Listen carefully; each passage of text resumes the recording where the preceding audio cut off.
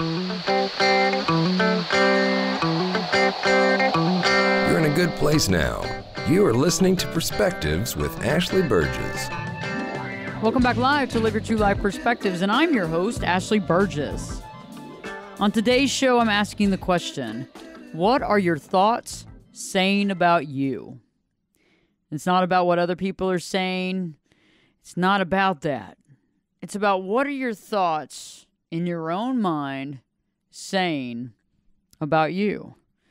And that's a huge question because many of us don't even think about what we're thinking about. We don't even realize that we have thoughts that can be very negative, that can be self-defeating, that can bring us down, that can be super, super critical. We don't realize that.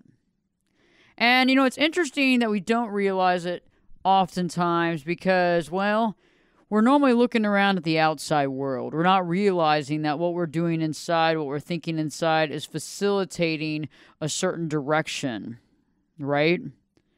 A certain focal point, a certain either feeling of goodness and gratitude and happiness for what we've accomplished, or quite the opposite. And I don't know about you, but I've experienced both sides of that equation. I've experienced good, healthy, happy thoughts with much gratitude and solid direction. I've been somewhere in the middle where I felt lost. I felt like I didn't have the direction I needed. I felt like I didn't have the things that I needed to move on, the things that I needed to be good, the things that I needed to succeed. And then I've been in the extreme where I literally felt really down and out, depressed, wondering what's going to happen next, and worried about my future. And as I talk to you today on the show, and as we have this conversation, right? Because it's about the conversation. It's about having the conversation and communicating the things that actually directly impact us. And as we begin this conversation today, and as I begin this conversation with you, I want to ask the question again. What are your thoughts saying about you? I recently wrote an essay for a newspaper that I write for every month. The newspaper that I write for every month is a publication called Street Zine, and it's a newspaper that homeless men and women in the community can sell to make money, to buy clothing, to buy items, that sort of thing, to give them a job.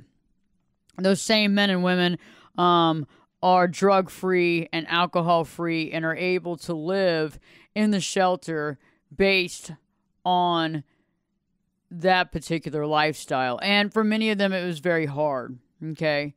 But I write this article for Street Scene, and it came to me when I was writing this article. It just hit me. I was on a flight, I was heading out of town, and I was going through one of those moments, one of those several days for some of us, where we begin to see all the things that we feel like we haven't done. We begin to undermine ourselves. We begin to be the toughest critic, the person that is unhappy and feeling unfulfilled. And I'd like to read that and discuss that today because I believe that it'll give credence to what we're actually talking about. Okay, I'll begin. Today, all day, I've sat, walked, stood, talked, all with my thoughts. My thoughts have been so loud and somewhat defeating. It seems there are some days where my thoughts are so self-defeating, I wonder why I get out of bed. But I know why I get out of bed, because I know I'm more than my self-defeating thoughts, even though they really can be quite overwhelming. They try to get me to make decisions, these decisions that put me going along with the flow of others and not what I truly want in my life. My thoughts try to tell me that I'm not good enough, that what I already have isn't enough, that I need more, that what I have isn't what I need, and what I need is going to be overwhelming and lots of excruciating work. It tells me I need more items, more baubles, more pieces of paper, just more. Why do I need what I don't already have? Why can't I make my future with what I already have? I deserve to be happy too. I help others to find their true identity, and I believe that I have found mine. What am I waiting for? Do I need a clear goal, a clear strategy that I can see from beginning to end? I know bits and pieces, but I haven't sat down to create a complete roadmap, and I believe it's time. How do I begin to create that vision, to see it as I need to be able to make it a full-on reality? It's a challenge to believe in oneself, to work on one's self-worth and value, and to feel the abyss of thoughts and feel the wave of feelings entering my mind, my heart. Where do I begin? Where do we begin when we've been doing this self-work, focusing on bettering ourselves daily, and for the most part mastering that to the best of our ability, and then having those days that just overwhelm us and shock us to the core? Well, let's see. What worked for me in the past to get back in the saddle? It seems we can make ourselves extremely busy, working every day of the week. I'm extremely busy, but even at night, right before bed, I seem to not take my much-needed downtime, instead continuing to work. Are there times we're just busy for the sake of being busy? Are we more busy because we need to be to offset how we're currently feeling? Being busy is just that. Yes, my work makes me extremely busy, but where do I draw the line? When do I breathe and begin to realize I'm judging myself based on old, outdated standards? Why do I try to make myself a cookie cutter? Because I'm scared that no one has done what I want to do. Perhaps it can't be done. Why not? Why can't it be done? And why can't I be the one to actually do it? Doesn't mean changing one's old, outdated, limiting beliefs. Why do I have to do things the old-fashioned way? How about my own way? Everybody is a genius. But if you judge a fish by its ability to climb a tree, it will live its whole life believing that it's stupid. Said by Albert Einstein. And I find it much like the movie, now bear with me now, I find it much like the movie Monsters, Inc. They've been using the power of screams to power the city since the beginning. But a laugh is a way more powerful. It's changing what we know that actually works and makes something that's better work far better. All you got to do is figure out how to get your laughter to power you instead of your screams. What is your laughter? Stop trying to climb the tree if you don't climb trees, and find out what you are best suited for. You will help the planet and help all of those around you. We're here to help others and ourselves. And once we realize we already have the talents and ability to actually do it, we can move on and follow through with our anointed mission. As I sit here with my thoughts, I realize a change of perspective helps to move from self-defeating to self-actualization, switching from scarcity to abundance coupled with honest realization, and not trying to be everything to everyone, opening one's heart to gratitude of what we have, what we've been given, and what's actually here to come. I hope that this has inspired you, because this is going to lead us into this discussion, this really, really important lifetime discussion that affects every single one of us. Every one of us is affected by this, whether we want to believe it or not. We are affected by this, and we want to think about that. What are the thoughts? What are my thoughts? What are my thoughts saying about me? What are my thoughts saying about me? Are they saying great things about me, or are they putting me down? And for many of us, our thoughts are doing the latter.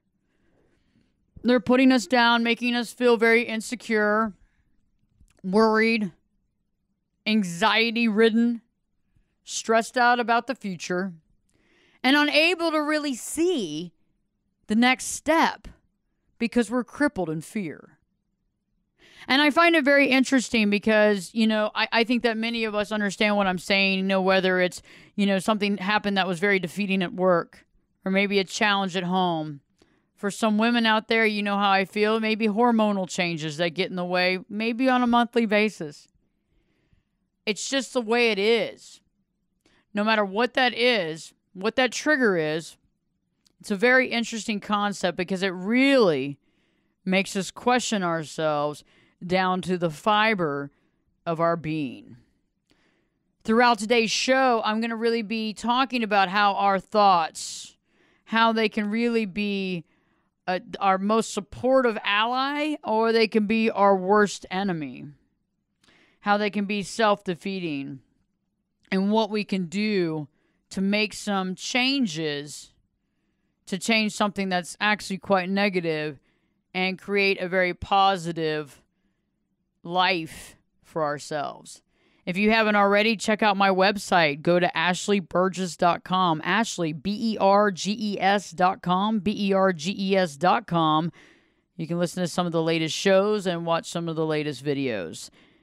Also on YouTube as well. Just go to Ashley Berges. Stay tuned. Live your true life perspectives. We'll be back this time in 2 shakes. I'm learning to fly. Turn it up and jump in the deep end on perspectives. Now, here's Ashley. Welcome back live to Live Your True Life Perspectives, and I'm your host, Ashley Berges. On today's show, I'm asking the question, what are your thoughts actually saying about you? You know, oftentimes we see the outside world, we see the bullies, we see the naysayers, the people that are always negative, and we go, stay away. I'm just trying to live my life. I just want to be happy. Okay? I want to have gratitude. I want to keep a gratitude journal, and I want to feel awesome every single day. Yeah, well, you know what? That's a great idea, but I'm telling you, that's like not a really great idea, because what happens there is when we're not feeling great every day, we feel like we failed, right? We feel like, well, I should be grateful for this, and now you feel sad and you feel like you failed, and now you feel bad because you don't have gratitude for what you already have. So to me, that's like the trifecta of personal beating yourself up, okay? And I've done that before, and the reason why I understand it so well is because, yes, I got the degree in that. The trifecta of beating oneself up, okay? And it's interesting because you see all these gratitude journals and all that stuff, and that's great, and that lasts for a few minutes. It's like the kid that gets the gift and has more fun, with the box. Eventually the box is not going to be that interesting, and they're going to move back over to the gift. And it's the same thing with the gratitude book. It's a good idea in concept and theory, but we have to find ourselves first. We have to figure out what's going on in our own mind first to actually be able to stand with that gratitude and to stand with that happiness and to be with that on as much as possible daily basis. The first thing I want to talk about is your worst enemy, super critical mind. Many of us have a super critical mind that really, to be quite honest with you, is like your worst enemy. It's like your worst enemy. It's like, it's worse than your worst enemy could ever be. It's like it literally gets you when you're down, and it just, triple stomach punches you down. And it begins with trying to figure out what's being said in your mind. How do we see these things? How do we understand the words that are being said? How can we understand this? And what do we have to do to change that? The first thing that we have to realize is we have to realize when we kind of go into that thinking mind that causes us to question ourselves, is there some sort of indication that we're in that mindset? Is there some sort of indication that we've gone there? And one of the best ways of seeing this is when you kind of catch yourself not being in the moment anymore. And I know I've been there before, where you're in the moment, you're like, you're doing something, you're at work, you're in a meeting, you're driving somewhere, and you're experiencing the road and doing everything. You're doing whatever, or you're in a meditation or a prayer or whatever, and all of a sudden your thoughts come in and it takes you away to the sidelines of the thinking mind. And sometimes those thoughts can be really positive, but what I found is more so than not, those thoughts are more negative than positive. They're very self-defeating. The things that we can't do, perhaps the things that we haven't done, perhaps the things that we're too behind in, perhaps the things that we're no good at, perhaps the regrets that we have that we wish we would have done that we haven't done. Okay? And all these things are very interesting because they come in and they take us away from living our life. We're no longer in the mindset of being mindful. We're no longer in the moment. Quite the opposite, actually. We're not in the moment at all. Anything could happen. I mean, people could drop something. You might not even see it. If somebody like literally is walking right next to you, you're so not mindful that, you could turn around and actually just jump out of your own skin because you're just so out of it. You're not thinking about it. You're literally in that thinking mind. And I find that a lot of people think things like, they're never going to find love. They're never going to be happy. They're too old to do something. They don't have enough education. They're not respected by others. They're ugly. They're fat. They're divorced. They're never going to find love again. They're, the list goes on. And, these thoughts, when thought about over and over and over again, and every time you have a thought, it's like taking an engraver and engraving it into your mind. Okay? And it's the same thought over and over again, right? And so the more we have that thought, the deeper the engraving gets. It's like a branding, a stamping, a tattooing, you might say, on the brain. Okay? So think about the tattoo of I'm not good enough. And you hear it over and over and over and over and over again. And that literally becomes tattooed on your brain. It actually kind of wires into your brain, and it becomes your mantra. It becomes the mantra of the land. And the land is you, okay? So our brain is like the government. And if you think about it, the government that sends down the laws and the restrictions and the demands and the bylaws and the this and that. And the brain creates these laws of your land. Your land is your body. And the longer we think about something, the more we pontificate on something, the more we think something over and over again, the more that becomes a law. And we begin to live by that law. Okay? I'm not good enough law. That law goes on and on and on, and that's going to be one of the, the biggest laws of the land that probably started maybe in elementary school when you got bullied and made fun of, or mom or dad said some messed up stuff, or whatever happened. And it just kept getting more and more engraved. And so as we get older in life, we begin to make decisions and choices based on that. Maybe we picked the wrong people to date. Maybe the wrong people to get married. Maybe we're in an abusive marriage, a toxic marriage. Maybe we chose not to go to school because we didn't think that we were good enough to go to school. You see what I'm saying? There's all these choices that we make based on the law of the land that states in that tattoo that we're not good enough. Okay? And it's interesting because we make a lot of choices based on that. And we become our worst enemy because it doesn't really matter what the outside world says. We've already defeated ourselves from the inside out. Okay? That's the key. People can win against you very easy when you've already internally attacked yourself. It's like being in a fight with two people, but one of them is yourself. You think about that. You're in a bar fight. Somebody comes to attack you. As you're being attacked and trying to knock the other guy off of you, your own self is hitting yourself in the back of the head. Not going to bode well for you. Okay?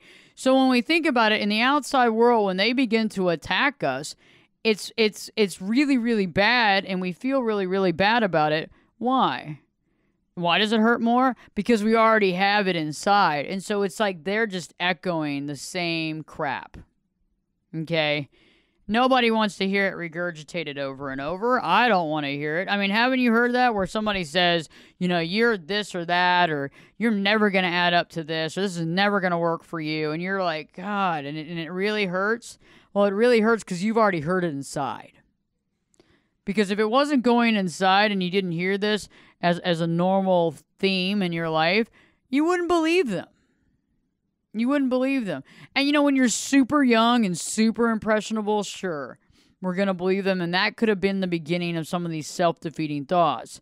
That could have been the beginning of some of these thoughts that have literally been around for the whole lifetime. And these are what we're talking about today.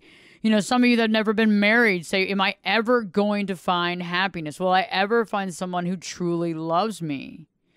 And that's an interesting thing because that's already stating, one, you haven't found it. Two, you're like, I'm never going to find someone. If you're literally, I'm never going to find someone to truly love me, then how are you going to find someone? But the other equation is that you've never figured out how to love yourself. And it's like self-defeating prophecy. You don't know where you're going to find someone to love you, but how can you find someone to actually really, truly love you until you actually learn how to love yourself? Because that's impossible. You can't, that can't happen. You can't teach other people how to play a game if you've never played it and won. Right? You can't teach people how to win a game if you've never played it and won. You can't. Okay? I mean, it's serious. It's like someone trying to tell somebody how to get sober when they've never done it.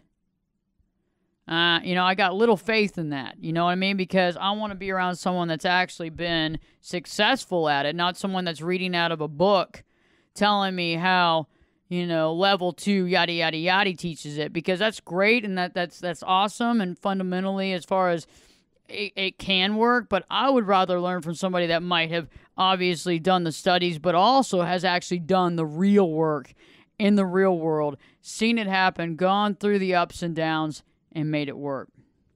It's interesting because what happens with these thoughts is because it becomes our worst enemy, we become super critical that it leads to a self-defeating prophecy. And when I return, I'm going to be talking about that self-defeating prophecy and how it leads us to begin to feel as though we have a lack thereof. Okay, that we're lacking stuff, that we're not good enough, and that we need other stuff to fulfill us and to make us good enough. Joining me live in studio, Bill and Elizabeth Cooper, Precious Paws supplement creators and dog lovers, to share their unique perspective and knowledge on how to help our furry pets, our dogs, live healthy and happy lives. Great to have you in studio, Bill. How are you doing? I'm doing good, Ashley. Thanks for having us. Every time you come in the studio, you're always sharing a wealth of knowledge. So what are you going to be sharing with us today? Today I'm going to be talking about the 5 signs of Lyme disease in dogs. And the first sign is going to be lameness. If you see your dog limping around, if he's shifting weight from one limb to the other, that's going to be your main sign on dogs infected with Lyme disease. The second sign is going to be lethargy. If they get to where they're just not awake and energetic and they're lethargic, that's kind of a sign of their immune system problems. The third sign is hyperthermia. And what hyperthermia is increased body temperature. And as their immune system, if they've got Lyme disease, starts trying to fight it, their temperature, their body temperature will start to rise. Fourth sign is going to be anorexia, lack of appetite, and digestive tract upset. And if they are eating less or refuse any food or even treats, it's something you need to look at. Anorexia can be caused by hyperthermia, arthritis, muscle pain, kidney failure, or some other ailment associated with infection from Lyme disease. The last thing is increased water consumption and increased urine output. If your dog's drinking a lot more water and peeing a lot more, that may be a sign they're having some kidney issues. Untreated Lyme disease can result in kidney failure and eventually death. Ashley, the thing to remember that's most important, if you see any of these 5 signs, you need to get your dog to the vet as soon as possible and have him checked for Lyme disease. The sooner you start, the better your chances of recovery are. Very important information. Thank you so much, Bill and Elizabeth Cooper. They are experts when it comes to dogs, keeping your dog healthy and happy and free of disease in this case, because Lyme disease does kill. If you'd like more information and learn more about how to safeguard your dog, how to prevent this type of stuff, but also how to keep them healthy and active, go to preciouspawshealth.com. That's preciouspawshealth.com. Stay tuned. Live Your True Life Perspectives with your host, me, Ashley Berges, will be back in. Well, you know it. I'll be back this time in 2 shakes.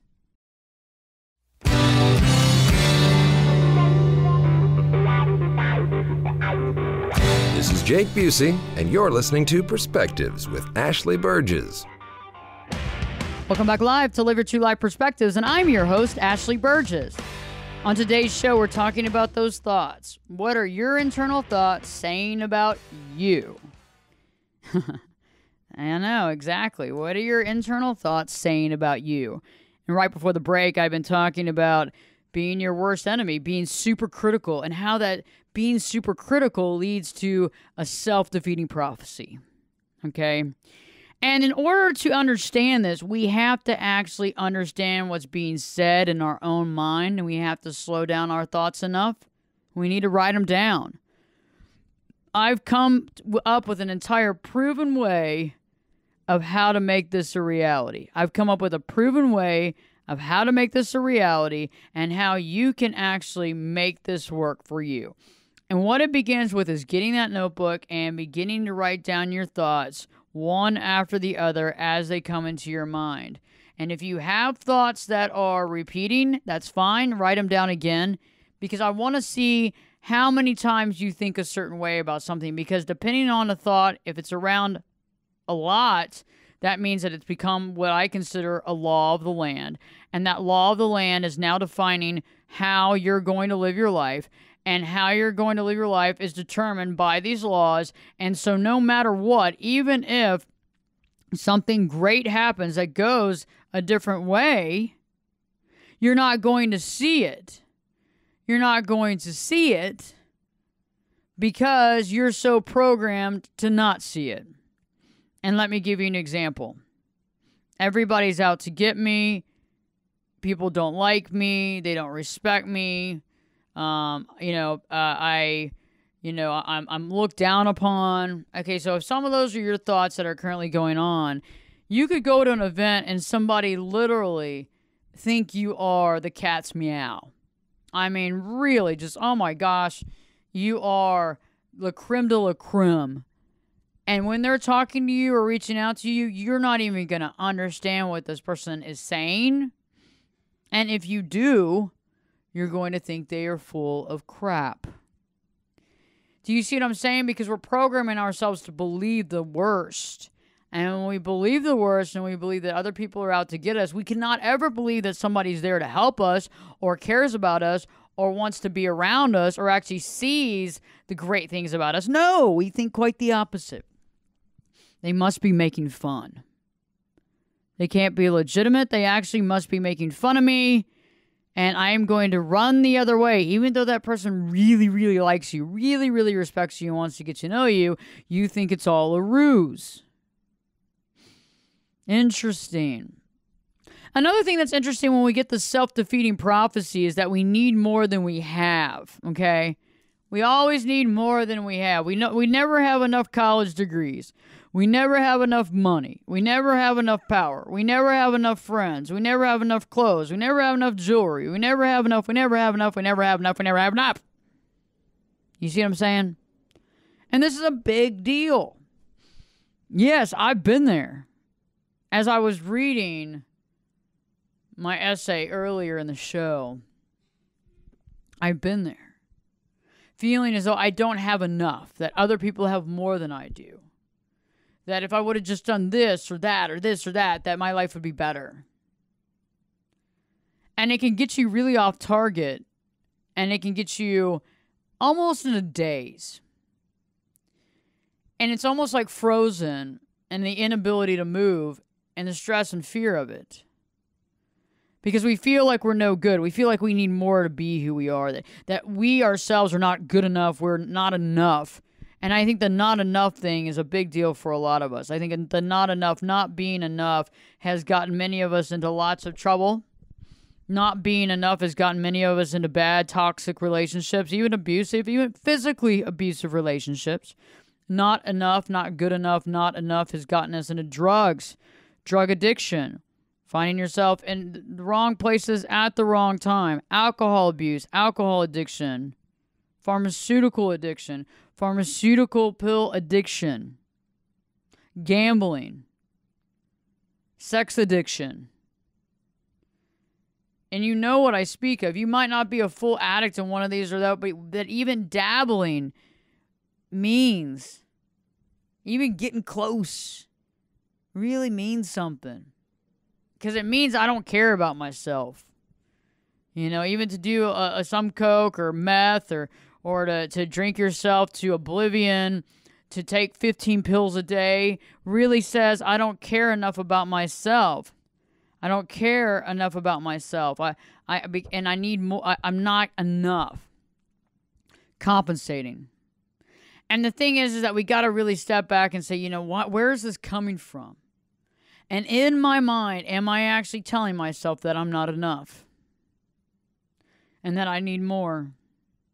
And I find it very interesting because when I begin to believe that I need more, I have to step back and realize that something's wrong, something's off. I'm having some self-esteem issues, some low self-worth. I'm defining myself against other people. I'm judging myself against other people. That's not a good place to be in. I don't find it a good place to be in. I find it a very scary place to be in because all of a sudden I'm not good enough and I'm looking at everybody else and trying to figure out how I can be better and just like them. And that's really not at all what we're supposed to be doing. Even though it's one of the easiest things to do is to fall into that category, it's always interesting how some of the easiest things to do are some of the most horrible things we can do for ourselves. Yes, it's easy to go with the flow. Yes, it's easy to dabble in drugs and alcohol when everybody else is doing it. Yes, it's easy to, think that sleeping with people is the way to do it, to try to gain some sort of ground or to feel better about oneself or whatever it is. It's easy because that's going with the flow, even though later on, how do you feel? Bad. Do you feel like you're kind of miserable? Yes. Do you feel even worse than you did? Yes. It's unbelievable. And so we have to figure out, where is this coming from, this not enough quotient. And, another thing about the not enough is I want to be them. I want their life. Their life is better. I wish I could be like them. Why can't I be like them? Why don't I have that kind of money? Why don't I have that beautiful family or those beautiful children? Or why doesn't my husband do that? Or why isn't my husband taller? Why isn't my husband shorter? Why isn't my wife prettier? Why don't we have more money? Why didn't my family come from money? Why did my parents have to be immigrants and have nothing, and then we have to struggle and watch everybody else in their $1 million homes? Why? I feel you. This world is a bunch of illusions. We look at other people and we determine our self-worth based on what? Some BS? Based on what we think we see? Based on what we think we lack? It's based on what we think we lack. What we think we lack means more than what is actually lacked, because really, it's all in our minds. We create our own reality. If I don't lack anything in my mind and I'm, sound mind and body, and I work that direction and I see that honestly and believe in it wholeheartedly, then do I lack anything? No. That sounds too easy. It's interesting, there's a painting and I'll have to figure out who the painter is. It's a very iconic painting. And the painting's interesting because it's so simple. It's so simple. And these thoughts and being able to analyze our thoughts directly relate to how simple it is to overcome our internal demons, to overcome our roadblocks. I find it very interesting because many of us create relationships. We find people who are projects. We find these people who become projects who need our help very much, who it seems like without us could not breathe. And we take them in and we take them and we help them and we do everything we can for them and we love them and we care about them. And in the meantime, we do what? We show ourselves no love. We show ourselves no respect. We are too into their life, making their life good. We're not focusing on ourselves. You see the derailment? You see that roadblock that we create, but we don't create it in our own. We don't create it. We don't feel like we create it. See, it's somebody else. And so we see them as a toxic person. We see them as a problem. Later on down the road when we realize this isn't working, well, they're toxic. But isn't it the fact that we're actually the one that's doing it to ourselves? We've created these thoughts that we can help other people, but we don't want to look at our own problems. We see these people and we help them because we don't have to challenge ourselves. We help these people because then we don't have to look at our own stuff. Right? Because if we looked at our own stuff, we would realize our self-defeating thoughts. We would realize that we are self-defeating ourselves, that we were messing ourselves up. But we don't want to see that. Because that means that we have to go introspective. That means that we have to open our mind. That means that we actually have to open our brain and see it for what it is and realize that we are not our best friend. Quite the opposite. We've actually created this other way of looking at things so that we feel good and we find someone else to put our energy into, and it makes us feel good. And so all of a sudden, instead of having to look at ourselves and about our thoughts, we spend all our thoughts thinking about the other person, helping them, doing what we can for them, and taking everything away from us. And that's why we usually feel robbed when leaving a toxic relationship, because we've given them everything and we've given ourselves nothing. When I return, I'll be giving some tips and tricks on how to realize what's being said and how to overcome it. Live Your True Life Perspectives. We'll be back this time in 2 shakes. You could be my luck. Get in here. You're listening to Perspectives with Ashley Berges. Welcome back live to Live Your True Life Perspectives, and I'm your host, Ashley Berges. On today's show, I've been asking the question, what are your thoughts saying about you? And right before the break, I had also talked about how oftentimes when we're having these negative type thoughts, these self-defeating thoughts that we're not enough, that we're not good enough, we want to be like everybody else. We want to have that kind of life. We want to be like them. We want to live like them. We find constant fault in our life. We find constant fault in the things that we have.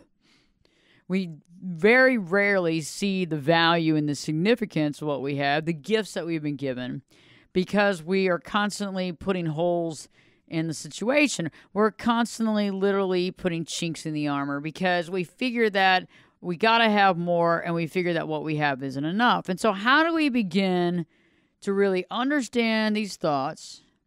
How do we begin to really be aware that this is happening? And how do we get to the position of overcoming it? I mean, because, for some of you, you're like, this is an uphill battle, Ashley. I mean, this is a lot of work. I've been thinking negatively about my life for a long time, and you expect me to just make these changes. And I'm not expecting anything, because expectations are overrated. That's actually a chapter in the book, The 10-Day Challenge to Live Your True Life. Expectations are overrated, by the way. So let's think, how do we begin to be aware? First thing of dealing with these thoughts is we actually have to be aware that these thoughts exist, right? We got to be aware. We got to know that they're there. It's like how you defeat the enemy. You got to know that it's there, and you got to know what's going on, okay? And these negative, self-defeating thoughts are not your friend. They're not there to help you. They're not your buddy pal. They're there to destroy you. And they're there to destroy you under the guise of how you're just not good enough, based on the fact that you just don't have enough, and you don't have enough stuff, and you don't have enough pieces of paper, you don't have enough jewelry, you're not pretty enough, and everybody else is better than you. Okay.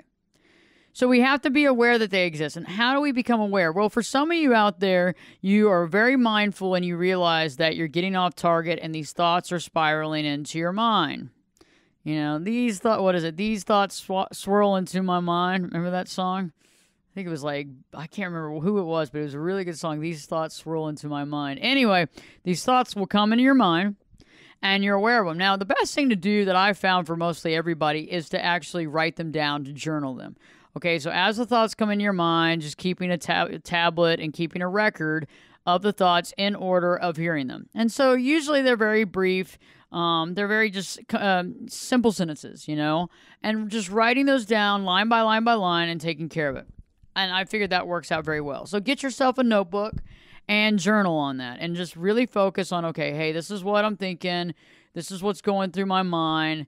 I'm going to go on and journal this and write this down in the order of the processes, in the order of which I hear it, in the order of which I've received it. Okay.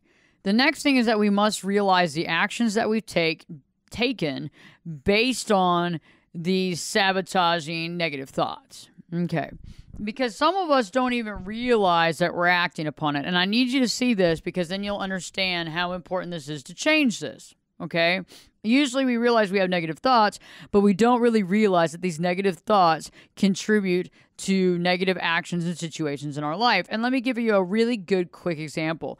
I had a client who actually was going to apply for a job, but they had applied for previous jobs and they hadn't gotten it. And they didn't apply this time because they just felt like everybody was going to get the job over them. They felt like they weren't qualified enough and that it wasn't going to work for them. And they had this negative, self-esteem issue, but they also identified themselves as never being good enough. They didn't have enough degrees. They didn't have enough education. They didn't have enough experience. Well, it's interesting. They didn't apply for this job, and they ended up giving the job to somebody that was significantly less trained than them, less educated.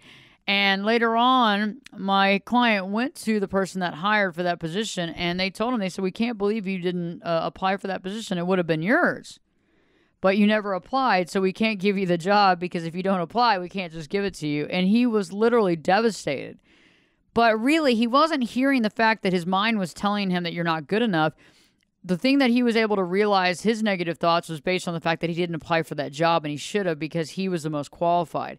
And when I pointed that out to him of the reason why somebody would not apply for the job because they don't feel like they're qualified, he then began to realize that there were thoughts that were in his head that were contributing to this type of action and behavior. And then he was able to begin journaling. So identify any of those situations in your life right now where you've made some poor choices when it's come to advancing your life or your career or your relationships or a possible marriage or whatever that looks like, or just caring about yourself, and finding that and being able to recognize that that itself is an action predicated from a negative thought. And then you'll be able to, I think, to really tap into this and begin to journal and begin to find these thoughts. And then we can begin to work on that even more. Another thing that you can do to overcome this is really just being aware and being honest with yourself. Being aware of the situation, accepting the situation, not that you're going to accept it for the rest of your life, but just acceptance, being honest about it, and not judging yourself. Okay, what happens is that when we hear this negativity and we hear the broken record, and we hear these negative thoughts, we begin to judge ourselves. We either find agreement in these negative thoughts, right? We find agreement in these negative thoughts, or we begin to judge ourselves for not being able to see that before. Do you see what I'm saying? Like, it's like, let's beat ourselves down and then beat ourselves down again. I can't believe that this has been existing this whole time. I didn't see it. I mean, how crazy am I? How could I not see this? How blind am I? And it's like, let's not beat ourselves down. And also, let's not agree with the internal negative bully, okay? Let's not agree with that. Let's not agree to find this. Because sometimes what happens is we hear that voice and then we go, okay, well, there we go. That's it from A to B. You know what? This is, I'm not good enough, or I don't have this. And it's like we need to sit there and say, okay, it's normal to have a low self-esteem. It's normal. This is a normal human condition. Now, let me begin to journal this stuff and let me actually write out, what I'm doing, my achievements and the things that I'm proud of, the things that I respect about myself. And what I like clients to do is to take a piece of paper and write down what are the things that I respect the most about me, whether that's the way you handle yourself emotionally with XYZ, or the way you run a company, or the way you work with your children, or whatever that is, writing that list down. On the next page, writing a list of things that you would like to work on and want to encourage yourself to work on to be better at. And then always having that other journal that you're writing those thoughts down so that we can work on those and find which are the most negative thoughts and actually work to combat them, to erase them, and to rewrite them in a positive, life-giving method. I hope that this show has helped you. And if you're looking for more content, go check out my YouTube channel. Just go to YouTube, put in Ashley Berges, Berges. New video content every single week. Stay tuned. Live your true life perspectives with your host, me, Ashley Berges, will be back in. I'll be back this time in 3 shakes. Are you currently in a toxic relationship and unsure what the next day will bring? Have you often wondered if there's more to life than this? Do you suffer from self-esteem issues that you've had since you were a young child? Have issues or have difficulty speaking with your family? Do you feel surrounded by self-centered people? Seems as though you're always giving and they're always taking. If you've answered yes to any of these questions, you need some answers. The 10-day challenge to live your true life gives you the knowledge and techniques for creating boundaries in your life that help us to deal with family as well as dealing with those narcissistic and toxic people in your life. It offers the insight into understanding and overcoming your self-esteem issues, and to begin to see for the first time your amazing value. You owe it to yourself to find the power within you.